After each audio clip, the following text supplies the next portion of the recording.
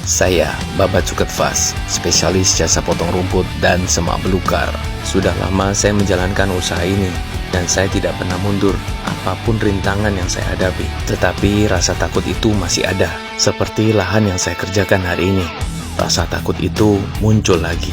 Apakah saya bisa menyelesaikannya? Inilah kisah saya.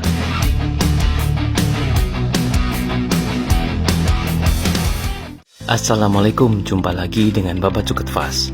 Hari ini saya berada di Magelang dan lokasi saya ini tidak jauh dari Candi Borobudur. Inilah lahan yang harus saya bersihkan hari ini. Lahan ini bekas kolam yang sudah tidak digunakan lagi dan ukurannya kira-kira 150 meter persegi. Tetapi kondisinya sangat rimbun. Ini bukan rumput dan semak belukar lagi, tapi anak-anak pohon. Sampai-sampai saya tidak bisa masuk ke dalam, dan saya belum tahu bentuknya seperti apa lahan ini. Lahan seperti inilah yang biasanya membuat saya takut.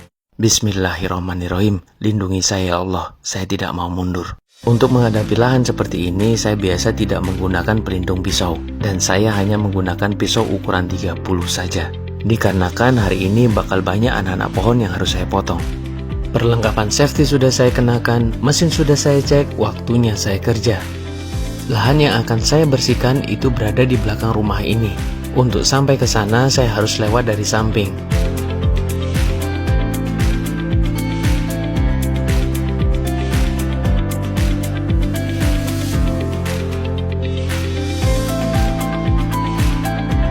Sebelum memulai pekerjaan, saya membiasakan diri untuk berdoa terlebih dahulu, meminta pertolongan kepada Allah Subhanahu wa Ta'ala supaya hari ini saya bisa menyelesaikan pekerjaan saya, diberi keselamatan selama bekerja, dan bisa pulang sampai rumah tidak kurang suatu apapun. Sekarang ini adalah proses saya membuka jalan selangkah demi selangkah.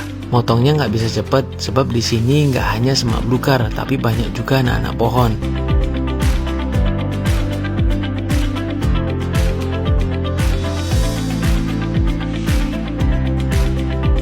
Setelah jalan masuk tadi sudah saya buka, sekarang giliran pinggiran kolam. Saya mulai dari sisi sebelah timur kolam, sekalian saya pertegas garis batas kolam ini.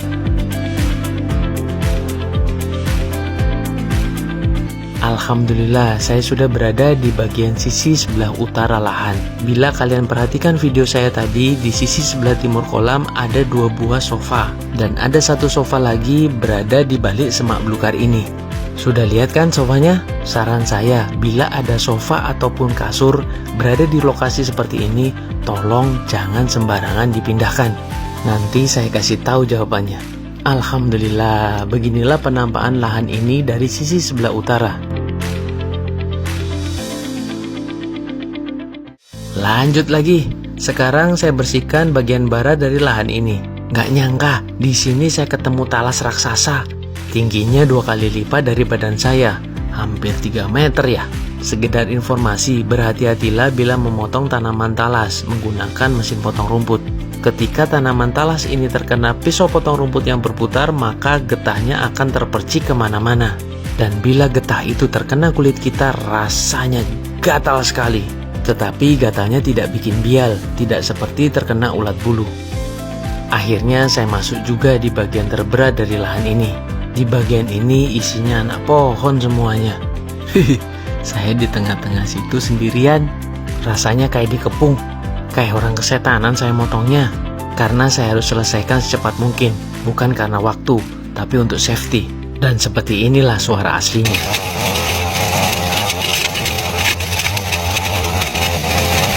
Di awal video tadi saya bilang rasa takut saya muncul di lahan ini. Hal itu berhubungan juga dengan pesan saya tadi, bila ketemu kasur ataupun sofa di lahan seperti ini, tolong jangan sembarangan dipindahkan. Dikarenakan ketika saya pertama kali masuk lahan ini, kondisinya sangat lembab sekali, dan saya jumpai banyak sekali katak. Sampai-sampai kata-kata itu lompat ke tubuh saya berkali-kali, terutama di bagian barat lahan ini. Yang membuat takut saya itu bukan kataknya, tapi predatornya.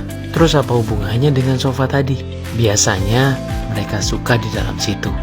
Udah, saya mau masuk kolam. Kolam ini adalah bagian terakhir yang harus saya rapikan. Alhamdulillah, sudah terlihat terang sekarang. Waktu sudah menunjukkan jam 12 siang, saatnya saya istirahat. Alhamdulillah ya Allah, terima kasih atas segala nikmat-Mu hari ini. Abaikan baju saya yang basah ya. Banyak yang bertanya kepada saya, kok bisa jadi tukang potong rumput sih Pak? Panjang ceritanya. Saya pernah ada di posisi yang mungkin banyak diinginkan orang, tapi Allah berkehendak lain. Karena sesuatu dan lain hal, saya harus berpisah dengan semuanya. Tapi dari situlah saya belajar bisa lebih bersyukur, belajar lebih ikhlas, lebih sabar, dan tidak takut lagi kehilangan apapun. Dan bila harus berpisah, ya sudahlah.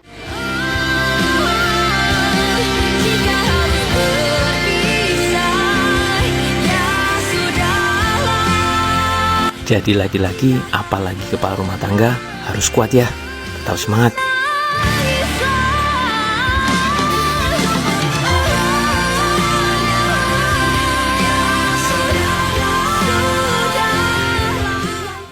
Jam istirahat sudah selesai, waktunya saya kerja lagi.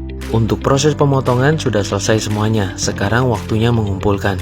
Pemilik lahan ini meminta saya untuk semak belukar dan anak-anak pohonnya semua dimasukkan ke dalam kolam. Ada kesepakatan di awal dengan pemilik lahan, saya tidak bisa menjanjikan lahan ini benar-benar bersih, dikarenakan mengumpulkan anak-anak pohon itu jauh lebih berat dan lebih lama waktunya dibandingkan semak belukar. Lihat sendiri kan repotnya ngumpulin anak-anak pohon. Apalagi saya yang ngerjain. Tapi saya salut sama pemilik lahan ini. Sekeluarga baik banget orangnya. Alhamdulillah, saya selalu dipertemukan orang-orang baik seperti ini. Yang saya lakukan sekarang adalah proses merapikan. Saya merapikan pakai pisau besi ukuran 30, tidak menggunakan nilon. Dikarenakan nilon hanya untuk merapikan rumput, bukan anak-anak pohon. Alhamdulillah, waktu sudah menunjukkan jam 4 sore. Waktunya saya pulang. Dan seperti inilah hasil kerja saya hari ini.